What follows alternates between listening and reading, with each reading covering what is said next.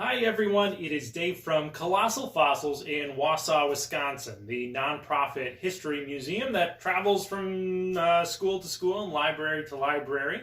For the time being, because of the COVID-19, we're kind of on lockdown, so we're going to be doing some short educational talks right here at home. And today we're going to be talking about some very simple stone tools that were used by assorted species of hominids for millions of years. So we'll kind of talk about how those change over time and go from there. So some of the first ones that we want to talk about, some recent news. This is the skull from an Australopithecine. Recent news indicates that these folks, who are around anywhere from 2.5 to 3.5 million years, were making some very simple stone tools. So we're always finding, discovering neat new things. So the next one that I kind of want to get into, this is, there's two different styles of tool that we want to talk about today, or for this hominid. This is called an Oldowan Chopper. It's very simple. If you look at it really close, it took a flake off here and a flake here, and then they turned it around and did the same thing. Took a flake off, took a flake off. Okay, so basically 4 hits made a pretty cool little chopping, cutting, scraping tool that was here. Now, this is called an Oldowan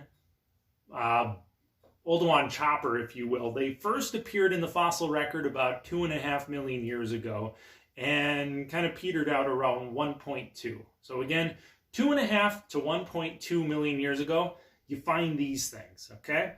These were made by a species of hominid called Homo erectus. Now, I've got a sculpture of a Homo erectus skull here, okay? As you can see, their faces were a little bit more prognathic. They stick out a little bit further than a modern human. They've got that nice, cool brow ridge there. Similar to Neanderthals and whatnot. And if you look at their cranium, it's, not huge, but it's still sizable. These things were capable of some pretty complex thought to make these tools. Now, around the same time, again, about 1.5 to 2 million years ago, another series of tools shows up. And that is called the Acheulean tool industry. And they were made by the same species, Homo erectus, and they think that, different populations were potentially making these different styles of tool. The Oldowan and then the Acheulean. This thing is a beast. It weighs a couple pounds. This one is real. It's from northern Africa in a country called Mauritania. Now, the name itself, the Acheulean bifacial hand axe, is French. The very first hand axes of this type were found in France. They've been found all over Europe, all over Asia, and Africa.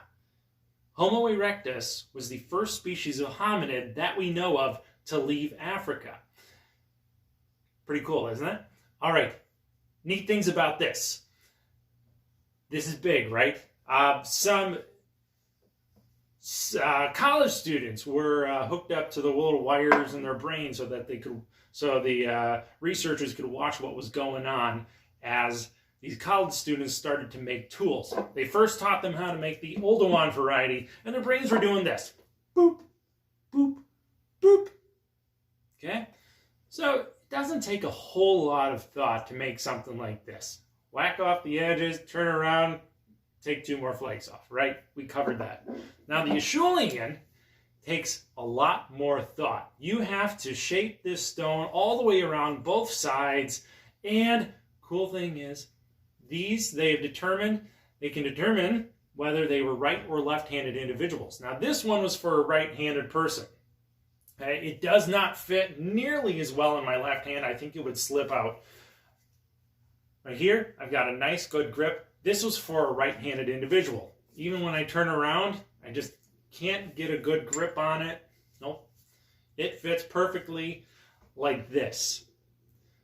The college students, with all those brains attached to their wires, once they started to make Acheulean tools, their brains lit up.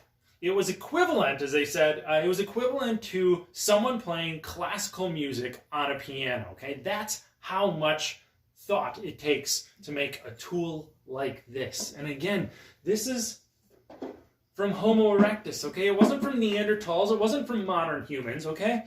Homo erectus was making these, okay? They were capable of doing some incredible things.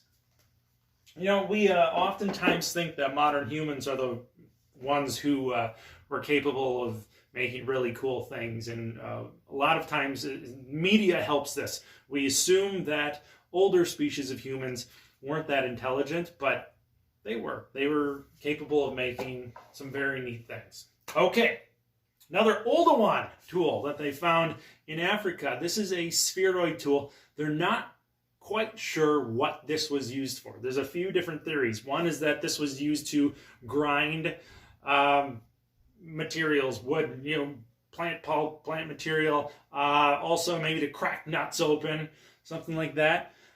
Another cool theory, again, this is from Homo erectus, is that they used these to make a tool or weapon called a bolo, where they would attach some twine or string to another spheroid tool and then to a third one, and then you could whip that at the legs of a passing animal. It would wrap around the legs, animal would fall over, and then it's dinner time. So again, this is another Oldowan variety. So those kind of show off the old ones from Homo erectus, okay? Moving on to Neanderthals. I don't have any Neanderthals with me, or Neanderthal tools with me. But around 300,000 years ago, you know, we know Neanderthals were in the fossil record at this point. They started creating tools, which we've given them the name of the Mousterian tool industry, or the Mousterian tool technology. Again, they showed up around 300,000 years ago, and then they kind of peter out around 40,000 years ago when the Neanderthals went extinct. At that time, around 300,000 years ago, 200,000 years ago, Neanderthal tool technology was the best in the world. They were making tools very specific for certain tasks, whether it be punching holes through leather to make their own clothing. They were making axe heads. They were making hammers. Some very cool cutting and scraping tools as well. They knew what they were doing. And again, they were not modern humans. They were not Homo sapiens. They were their own separate species of human. This guy up here, that is our Neanderthal. We'll talk a little bit more about him in a future chat. But moving on to us, okay? Here's the skull for my cousin. Just kidding. This is a modern human, Homo sapiens. You, me, every single plant, or every single person on this planet is this one right here. Okay? We're all in this together. We started making some really cool stuff. Okay? Here's one. This is a Clovis spear point. They show up in North America all over the place around 10 to 12,000 years ago. Okay? Oldest one's at about 10,000 years. Coincidentally, this is around the same time that large megafauna like the mammoths, mastodons, giant ground sloths started to disappear. One theory is that the Clovis people were the ones who made all those animals go extinct. Okay, it's not proven yet. There are other theories like climate change and whatnot, but this is one of those theories. Okay, this is a very complicated stone point to make. I don't know much about flint knapping, but I do know a guy who does. And he said he's not been capable of successfully making a Clovis point. They all break on him. So it takes a lot of foresight. This one is an unfinished piece. It's about anywhere from 5,000 to 10,000 years old, from southwest Wisconsin. This was going to be a spear point, but whoever was making this, probably around a campfire one day, got to a certain point, looked at it and said, you know what, this just isn't coming together like I was hoping, and they chucked it. They threw the thing away. So that kind of gives you a really neat example of some stone tools and how they have advanced over time, from the Acheulean hand axes, an even simpler Oldowan variety, all the way to something like this, which was made by modern humans. Very cool. With that said, that is enough for this little chat. We're going to be getting into some other things in the future. We'll be talking about all the items behind me. Until then, again, I'm Dave from Colossal Fossils in Wausau, Wisconsin. We'll see you soon. Bye.